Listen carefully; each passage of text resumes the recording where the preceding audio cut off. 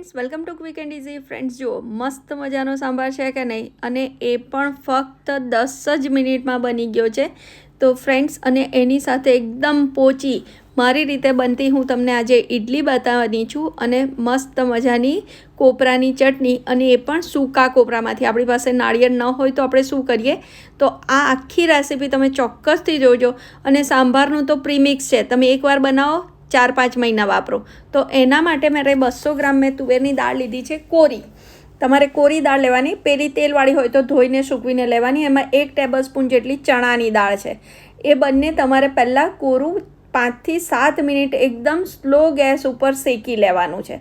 એ શેકાઈ જાય એટલે ગેસની ફ્લેમ એકદમ સ્લો રાખવાની, અને પછી તમારે એને કાઢી લેવાનું છે. એને સાઈડ ઉપર કાઢી અને પછી હવે એ જ પેણિયામાં તમારે 1 ટેબલ સ્પૂન અડદની દાળ છે, એને પહેલાં તમારે 2 મિનિટ કોરી શેકી લેવાની. પછી એમાં આપણે બીજા બધા મસાલા નાખીશું. તો 5-6 તમારે લવિંગ નાખવાના છે, 8 થી 10 કાળા મરી નાખવાના છે, 1 ટેબલ સ્પૂન જેટલા આખા ધાણા લીલા જે હોય ને એ, 1 ટેબલ સ્પૂન જેટલું જીરું ઉમેરવાનું છે, 1 નાની ચમચી મેથીના દાણા ઉમેરવાના છે.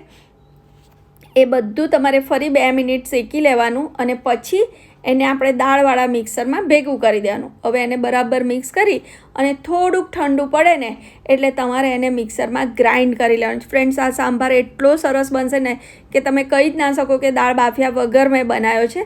અને એટલો સરસ, તમારા ગેસ્ટ પણ ખાઈને ખુશ થઈ જાય. તો એને ગ્રાઇન્ડ કરી અને તમારે ચાળી લેવાનો છે. પહેલાં બધી જ દાળને આ રીતે ચાળી લેવાની છે, અને એ ચડાઈ જાય ને પછી એમાં આપણે હજુ ડ્રાય મસાલા પણ ઉમેરવાના છે.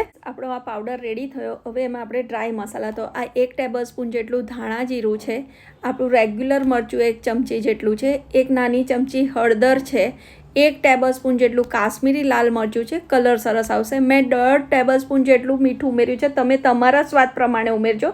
અને આ બધું પહેલાં તમારે બરાબર ડ્રાય મિક્સ કરી દેવાનું. મીઠું મેં જ્યારે આપણે પાણી ઉમેરીએ ને એ રીતે વધારે છે. હવે એક પેનમાં તમારે 1.5 ટેબલ સ્પૂન જેટલું તેલ ઉમેરી અને પહેલાં આપણે વઘાર કરવાના છે. તો એના માટે તેલ ગરમ થાય એટલે રાઈ, થોડી હિંગ અને મેથી દાણા એ નાખી અને પછી એમાં આપણે લીલા મરચાં નાખવાના છે, અને લીમડો મીઠો 10 થી 15 પાન જેટલો, મેં 2 લીલા મરચાં લીધા હતા, 10 થી 15 પાન લીમડો લેવાનો. અને એ બધું બંને બરાબર સાંતળવાનું, એટલે એમાંથી મોઇશ્ચર જતું રહીને એકદમ ખરખરા થઈ જશે, એટલે કે ડ્રાય થઈ જશે. એની સાથે લીલા ધાણા પણ. આ સાંભારમાં તમે કશું પણ નહીં નાખો ને તો એટલો સરસ સાંભાર બનશે. બધો જ મસાલો એકદમ સરસ છે. એ થઈ જાય એટલે આપણે આખા લાલ મરચાં, મારી પાસે તો બોરિયા હતા, તમારી પાસે જે હોય એ, છેલ્લે હિંગ ઉમેરી દેવાની. હિંગ થોડી છેલ્લે, એટલે એનો ટેસ્ટ સરસ આવે, નહીં તો બળી જાય. હવે જે આપણે પેલું દાળવાળું મિક્સર હતું ને એ તમારે અંદર એડ કરી અને બધું જ બરાબર હલાવી લેવાનું. ફ્રેન્ડ્સ, એકદમ પરફેક્ટ સાંભાર રેડી થઈ જશે. આપણે એમાંથી સાંભાર પણ હું તમને બનાવીને બતાવીશ. તો ફ્રેન્ડ્સ, આ ટ્રીક ચોક્કસથી ટ્રાય કરજો. હવે આ સાંભારમાં ઘણા લોકો આંબલી નાખે છે, પણ મેં એટલે નથી નાખી કે જ્યારે તમે સાંભાર બનાવો ને ત્યારે 1 ચમચી આંબલીનો પલ્પ નાખવાનો.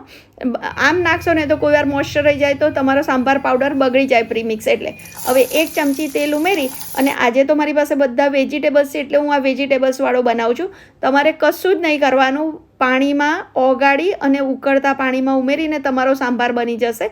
આજે હું ઓથેન્ટિક સાંભાર બનાવું છું, એટલે આ સબ્જી જેટલું થોડુંક મીઠું ઉમેર્યું, બીજું કોઈ વઘાર નહીં, કશું જ નહીં. શાક થોડુંક ચડી જાય ને સોફ્ટ થઈ જાય એટલે આપણે જે પેલું પ્રીમિક્સ રેડી કર્યું છે ને એ 2 ટેબલ સ્પૂન મેં લીધું છે. મારે 2 વ્યક્તિ માટે આ સાંભાર બનાવવાનો છે. બસ હવે એને પહેલાં બરાબર હલાવી લેવાનું. તમે આ રીતે કરશો ને તો અંદર બિલકુલ ગઠ્ઠા નહીં પડે, અને તમે જોજો બહુ હલાયા વગર તમારો સાંભાર એકદમ સરસ રેડી થઈ જશે. પહેલાં થોડું પાણી ઉમેરી બધું મિક્સ કરવાનું, અને પછી બાકીનું પાણી ઉમેરવાનું, અને એક ઉભરો આવે ને પછી તમારે 5 થી 7 મિનિટ એને સીમર થવા દેવાનું, અને તમારો એકદમ સરસ સાંભાર રેડી થઈ જશે. હવે છેલ્લે આપણે, મેં તમને કીધું એમ, આંબલી નથી ઉમેરી, પણ આપણે આંબલીનો પલ્પ તમારે છેલ્લે ઉમેરી દેવાનો. ફ્રેન્ડ્સ, આ ઇઝી મેથડ છે. તમારો સાંભાર પ્રીમિક્સ ફ્રીજ વગર પણ બહાર સારો રહી શકે. જો તમે આંબલી નાખશો ને કોઈ વાર મોઇશ્ચર રહી જાય ને તો એ સાંભાર પાવડર બગડી જાય. એવું ન થાય એટલે મેં નથી ઉમેર્યું.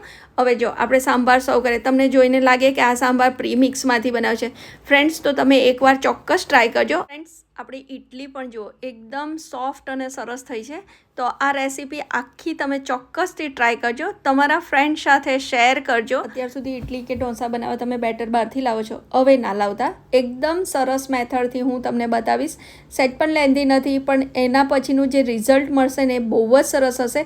અને જુઓ મેં ઘરે બેટર બનાવ્યું છે, મારું ફર્મેન્ટેશન જુઓ, અને એનાથી તમે વિચારો કે ઇડલી બનાવીશ તો કેટલી સરસ ઇડલી બનશે.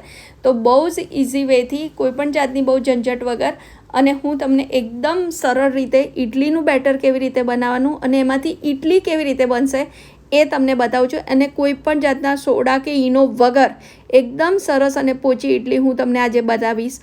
તો ચલો ફ્રેન્ડ્સ, તો આપણે રેસીપી સ્ટાર્ટ કરીએ. ઇડલી બનાવવા માટે મેં બોઇલ ચોખા લીધા છે. હું ઓલવેઝ ઇડલી એનાથી જ બનાવું છું, કોઈ પણ કરિયાણાવાળાની દુકાને આસાનીથી મળી જાય છે. હવે મેં 3 વાડકી ચોખા લીધા છે. કોઈ પણ 1 વાડકીનું માપ લેવાનું તમારે. 3 વાડકી ચોખા લીધા છે અને એની સામે 1 વાડકી અડદની દાળ. હું તો ઓલવેઝ આખા અડદ વાપરું છું, પણ તમારી પાસે અડદની દાળ હોય તો પણ ચાલે. હવે તમારે પેલા ચોખામાં છે ને 1 ચમચી જેટલા મેથીના દાણા ઉમેરી અને એને ઘસીને 3 થી 4 વાર પાણીથી ધોઈ નાખવાના, એટલે એને આ યલોઇશનેસ જતી રહેશે. નહીં તો તમારી ઇડલી થોડીક યલો થશે. હવે જોજો એકદમ ઇડલી વ્હાઈટ થશે. હવે 3-4 વાર ધોઈ અને પછી એમાં તમારે પાણી ઉમેરી અને એને ઓવરનાઇટ તમારે પલાળી રાખવાના છે. સેમ મેથડ આપણે અડદની દાળમાં પણ કરીશું. અડદની દાળને પણ 3-4 વાર ધોઈ અને પછી એમાં પાણી રેડીને પલાળવાના છે આખી રાત માટે. પણ એમાં 1 વાડકી ધોયેલા પૌવા પણ આપણે ઉમેરીશું, એને પણ આખી રાત પલાળી જ રાખવાના છે. અને પછી બીજે દિવસે સવારે આપણે એને પીસીશું. તો જો આ મેં ધોઈ પણ નાખ્યા, હવે પાણી ઉમેરીને પલાળી દીધા. હવે બીજે દિવસે સવારે જો એકદમ ફૂલીને સરસ થઈ ગયા છે અને દાળ પણ એકદમ સરસ આખી રાત રહી છે એટલે પલળી ગઈ છે. ચોખા પણ એટલા સરસ પલળી ગયા છે. જો ચોખા પણ કેટલા સરસ છે અને એનો કલર પણ વ્હાઈટ થઈ ગયો ને. બસ, તો તમારે 3-4 વાર ધોવાનું જરૂરથી છે. હવે આપણે સૌથી પહેલાં અડદની દાળ અને પૌવાના મિક્સરને આપણે ગ્રાઇન્ડ કરવાના છે. 2 અલગ અલગ પીસવાનું છે, ચોખા અને અડદની દાળ. કેમ? કારણ કે અડદની દાળને આપણે એકદમ સ્મૂથ પીસવાનું છે, એકદમ આવું જો એકદમ સરસ બેટર કરવાનું છે. જ્યારે ચોખાના મિક્સરને થોડું દરદરું પીસવાનું છે, એટલે કે કરકરું પીસવાનું છે. હવે જો અડદની દાળવાળું મિક્સર એકદમ સરસ રેડી થઈ ગયું, એને તમે તપેલીમાં આપણે કાઢી લઈએ. હવે સેમ જારમાં આપણે ચોખાનું મિક્સરને પણ પીસી લેવાનું છે. પણ મેં કીધું એમ એને થોડું કરકરું તમારે પીસવાનું છે. ફ્રેન્ડ્સ તમે આ રીતે ચોક્કસથી બનાવજો.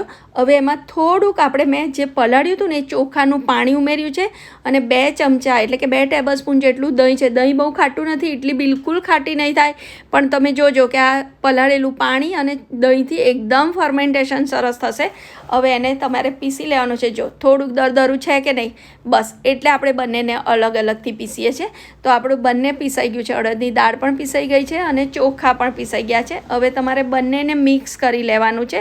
હવે આપણા ચોખા અને અડદની દાળ બંને ગ્રાઇન્ડ થઈ ગયું છે, બંને મેં મિક્સ કર્યું.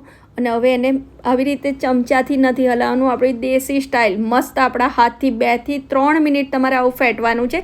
અને મેં જો તમારે મારા ફિંગર્સ કેવા આમ પોળા છે ને એ રીતે, એટલે એનાથી જ અંદર એરેશન થશે અને બહુ જ સરસ એમાં આથો આવી જશે. ફ્રેન્ડ્સ તો તમે આ હાથની ટ્રીક ચોક્કસથી ટ્રાય કરજો. આ હાથની ગરમીથી ફર્મેન્ટેશન થાય છે. તો હવે 6-7 કલાક પછી જુઓ આપણું બેટર એકદમ ડબલ થઈ ગયું, આખી તપેલી ભરાઈ ગઈ અને ફર્મેન્ટેશન કેટલું સરસ થયું છે. ફ્રેન્ડ્સ ફરી એને 1 મિનિટ તમારે આવું હલાવી લેવાનું છે.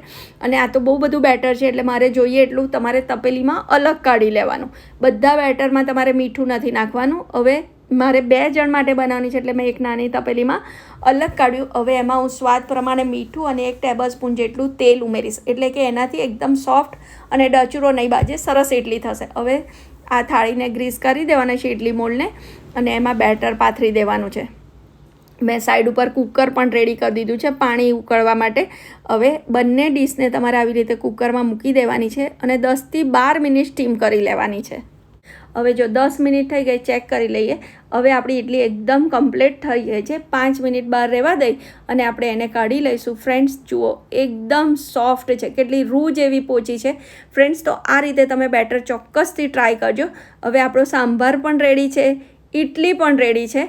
તો ચલો એને સર્વ કરી લઈએ. હજુ આપણે એક કોપરાની ચટણીની પણ રેસીપી પાછળ છે, તો તમે આ રીતે ચોક્કસથી ટ્રાય કરજો. જો હું તમને સર્વ કરીને બતાવું કે મારી ઇડલીને જો આ સાંભાર પણ પ્રીમિક્સમાંથી તમને લાગે છે કેટલો સરસ બન્યો છે. તો તમે આ પ્રીમિક્સવાળો સાંભાર આ રીતની ઇડલી ચોક્કસ ટ્રાય કરજો. ચલો હવે આપણે સૂકા કોપરાના ખમણમાંથી આપણે મસ્ત મજાની આ ચટણી બનાવી દઈએ. તો એના માટે મિક્સી જારમાં તમારે 2 ટેબલસ્પૂન જેટલા દાળિયા લેવાના છે. સૌથી પહેલાં એમાં મીઠું તમારે સ્વાદ પ્રમાણે ઉમેરવાનું છે. મેં 1 ચમચી જેટલું ઉમેર્યું છે. અડધી ચમચી મેં ખાંડ ઉમેરી છે. ઓપ્શનલ છે, તમને ના ઉમેરવી હોય તો પણ ચાલે. તેને તમારે પહેલાં ગ્રાઇન્ડ કરી લેવાનું. હવે આ જે કોપરાનું ખમણ હોય ને, મેં 3 ટેબલસ્પૂન લીધું છે. એને અડધો કલાક તમારે હસેકા પાણીમાં પલાળી રાખવાનું, એટલે એકદમ સરસ થઈ જશે. એમાં તમારે લીલા મરચાં અને અડધી વાડકી જેટલા મેં લીલા ધાણા લીધા છે. મરચાં તમારા સ્વાદ પ્રમાણે મેં 3 મરચાં નાખ્યા હતા. હવે એને ગ્રાઇન્ડ કરી લેવાનું. જો એકદમ સરસ ચટણી થઈ ગઈ ને, ખબર પડે કે આ લીલા કોપરાની નથી, સૂકા નાળિયેરમાંથી બનાવી છે. જો એટલી સરસ છે. હવે એને આપણે વઘાર કરીશું. તો એના માટે આપણે 1 ચમચી જેટલું તેલ લેવાનું છે. એમાં લીલા મરચાં, આખું લાલ મરચું અને લીમડો, હવે મેથી અને થોડીક હિંગ નાખી અને મરચાં, લીમડો અને આખું લાલ મરચું ઉમેરી અને વઘાર ઉપર રેડી દેવાનો. એકદમ ઇઝી મેથડથી સરસ તમારી ચટણી ઇડલી, સાંભાર, ઢોસા કે ઉત્તપમ ખાવા માટે રેડી છે. તો આ ટ્રીક ચોક્કસથી ટ્રાય કરજો. સૂકા નાળિયેરને પલાળીને એની ચટણી બનાવજો. Thank you for watching.